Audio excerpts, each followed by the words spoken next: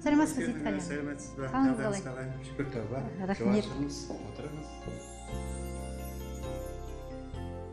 Қайырлы таң, құрметті көрермен. Таңшолпанның бүгінгі қонағы О.Таңсықбаев атындағы сәндік-қолданбалы өнер колледжінің директоры, профессор, Қазақстан Республикасының еңбек сіңірген қайраткері С.Исақұлұлы Шалабаев. Сейтқали аға, еліміз бәсекеге қабілетті мемлекеттердің қатарында болу үшін арнаулы орта білім беретін оқу орындарын қайта жандандыру керек деген бір қоғамдық пікірлер айтылып жүр. 77 жылдық тарихы бар өнер колледжі О.Таңсықбаев атындағы бұған қандай үлес қосып отыр? Әрине, бұл өте дұрыс қойылған сұрақ. Қазіргі заманда бұл сұрақ үкіметтің назарында. Себебі бұл үлкен бәсекелікке деңгейіне шығу үшін орта білім беріліп жатқан жаңағы кәсіби деңгейдегі мамандандыруларға үлкен көңіл бөлініп жатыр. Біздің егер саланы алатын болсақ, біз мынау сәндік-қолданбалы өнер бағыты бойынша, бейнелеу өнері бағыты бойынша, дизайн өнері бағыты бойынша бізде мінекей осы кәсіби деңгейдегі мамандар дайындау үстіндеміз. Біздің оқу орны бұл жай ашылған оқу орны емес. Бұл 38-ші жылы осы СССР үкіметі кезінде үлкен көңіл бөлініп үкімет тарапынан шешілген ашылған оқу орны болып есептеледі. Сондықтан біздің қазіргі мамандарды дайындау бағыты бұрынғыдан келе жатқан біздің дәстүрлі бұрынғы білім беру бағытын бойынша келе жатқан, соны біз өзгертпей алып келе жатқан оқу орны болып есептелінеміз. Оқу орнын бітіріп мамандық алған жастардың барлығының өз орнын тауып жұмысқа тұрып кетуін сіздер қадағалап отыра аласыздар ма? Сондай мүмкіндік бар ма? Ол біздің міндетіміз. Бізден мысалға жыл сайын 100-дің үстінде мамандар бітіріп шығады. Оның 70-тен астам пайызы жоғары оқу орындарына түседі. Оның ішіндегі бір 5-6 пайызы енді жас қыздар оқуды бітіріп шыққан екен бар, кейбір семья құрады. Семья жаңағы отбасы жағдайына байланысты үйінде отырып қалатын жағдайлар болады. Онда біз қадағалап отырамыз. Жалпы былай деп айтар едім, бізден шыққан түлектер жұмысқа орналаспайды, олар өздері жұмысты ұйымдастырады да, соған жұмысқа шақырады. Себебі бұл өнер ғой. Бұл өнер бейнелеу өнері, бұл сәндік-қолданбалы өнері, қолдың өнері, дизайн өнері. Дизайн өнерінде әрине олар фирмаларға барып жұмысқа орналасады.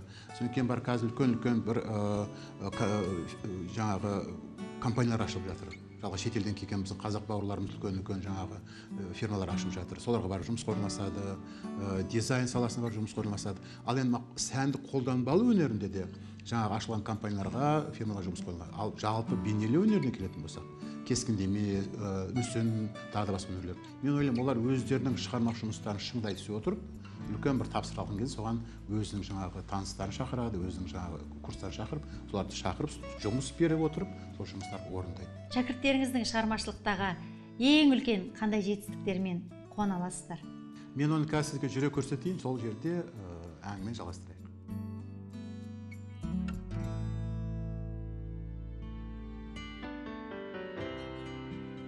Көріп тұрмыз, мына көздің жауын алатын дүниелердің бәрі сол өздеріңіздің студенттердің қолынан шыққан сияқты. Алдарыңызда тұрған мына қыш бұйымдары студенттердің дипломдық жұмыстар мен курстық жұмыстар. Оң жағыңызда мінекей қолдан шыққан мынау сандық, кебеже, мінекей көріп тұрсыздар, барлығы осы біздің студенттердің қолынан шыққан. Бір қолдан емес, екі қолдан шығады. Біріншіден ағаш бұйымдарын жасау қолынан шығатын болса, екіншісі мына роспись дейді, әшекейлеу жұмыстары. Сондықтан біз жаңағы кешенді жұмыстар шығарып отырамыз. Ал енді қазір негізгі залға, көрме залына кірейік. Бұл залды біз қазір бір дәстүрлі бір көрме залына айналдыруымыз келіп отыр. Бұл жерде осыған дейін 3 күн тағы да көрме ашылды. Ол біздің жаңағы осы биылғы бітірейін жатқан түлектеріміздің көрмесі. Әңгімеміз шығармашылық тұрғысында болып жатыр ғой, Сейтқали аға. Мына басшылық қызмет атқарып жүрген адамға шығармашылықты қатар алып жүру кішкене қиындау соғып жатады. Өзіңіздің шығармашылығыңызға кедергісі болып жатқан жоқ па? Қандай жаңалығыңыз бар? Енді сіз дұрыс айтасыз. Мынау басшылық жұмыстың өзінің көптеген кедергілер болады ғой. Енді ол жалғыз өз басың жұмысың емес, бұл бүкіл бір ұжымның жұмысы болған кейін барып күні бойы сол жұмысқа уақытым кетіп қалады. Негізінде мен өзімнің бағытым шығармашылық жұмыста мына сулы бояу, акварель дейді ғой. Сол бағытта жұмыс істедім. Енді қазір біраз ол тұрып қалған жағдай бар, себебі мынау қол тимеу жағы да бар. Біріншіден мысалы күні бойы өзің жұмыс кеткеннен кешке таман үйге барған екен шаршап демалғым келеді. Дегенмен де ол ұмытылған жоқ. Бір сәт екенді ала жалғастырамын деген ойдам. Өзім ойлаймын, біз мына жерде ұстаз болған екен бар. Осы шығармашылық ортада жұмыс жүрген екен бар. Бәрібір сол шығармашылық жұмыста біз байланыстымыз. Болмаса бір жерде болса бір септігіміз тиеді. Болмаса мысалға бір жерде болса бірде бір ойың толғысып, бір жаңағы дүние туып жатады. Сонда кішкенде бір үлесім бар деп есептеймін. Бос уақыттың тапшы болатынын білеміз. Дегенмен де қолыңыз босағанда кітап оқуға уақыт бола ма? Қандай кітаптар оқығанды жақсы көресіз? Ол бос уақыттар жұмыстың соңына қарай болады. Сондықтан мүмкіндігінше сол бос уақытта газеттерді келген қарауға тырысамын, қолда кітаптарды қарауға тырысамын. Негізінде біз өнер колледж болған екен бар, жиі көрмелерге барып тұрамыз. Атышулы, қазіргі жаңағы заманда өте үлкен деңгейде жүрген суретшілердің көрмелеріне барамыз. Олардың көбісі біздің колледждің түлектері болып есептелінген екен. Солардың шығармашылықтарына біраз жаңағы сол ашылу кезінде сөйлеу керек болатын жағдайлар болады. Сондықтан көптеген жаңағы сол суретшілердің өмірбаянын оқуға тырысамыз. Жалпы бейнелеу өнерін Қазақстанның жаңағы тұнық білуге тырысамыз. Шетелдің өнеріне көз салуға тырысамыз.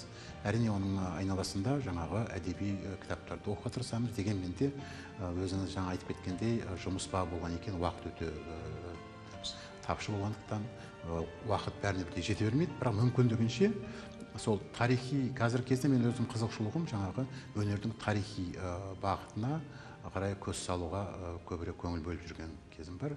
Арасында әрине поэзия, поэма болсын жаңағы алып оқимыз. Сейітқали аға, уақытыңыздың тапшылығына қарамай бізге көңіл бөліп сұхбат бергеніңізге үлкен алғысымызды білдіреміз. Өзіңізге шығармашылық табыс, еңбегіңізге жеміс тілейміз. Құрметті көрермен, Таңшолпанда қонақта болған Қазақстан Республикасының еңбек сіңірген қайраткері О.Таңсықбаев атындағы сәндік-қолданбалы өнер колледжінің директоры профессор С.Исақұлұлы Шалабаев. Ұлттық арнамен бірге болыңыздар.